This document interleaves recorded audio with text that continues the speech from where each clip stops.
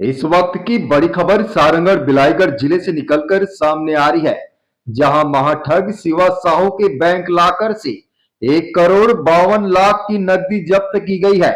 साथ ही 1 किलो सोना और चांदी भी जब्त की गई है।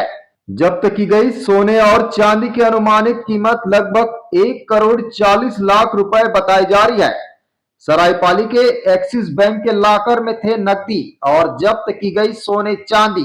शिवा साहू के खिलाफ पुलिस को 5 और शिकायतें प्राप्त हुई है, जिसमें निवेशकों ने 29,50,000 रुपए ठगी का आरोप लगाया है। साथ ही शिवा साहू के घर से पुलिस ने नोट गिनने की मशीन, लैपटॉप और कुछ जमीनों के दस्तावेज भी बरामद किए हैं। इस वक्त की बड़ी खबर सारंगढ़ बिलाईगढ़ जिले से निकलकर सामने आ रही है, जहां महाठग शिवा साहू के बैंक लॉकर से 1 करोड़ 52 लाख की नकदी जब्त की गई है। साथ ही 1 किलो सोना और चांदी भी जब्त की गई है।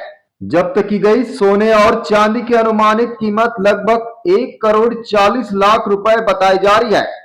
सरायपाली के एक्सिस बैंक के लॉकर में थे नकदी और जब्त की गई सोने चांदी। शिवा साहू के खिलाफ पुलिस को 5 और शिकायतें प्राप्त हुई है, जिसमें निवेशकों ने 29,50,000 रुपए ठगी का आरोप लगाया है।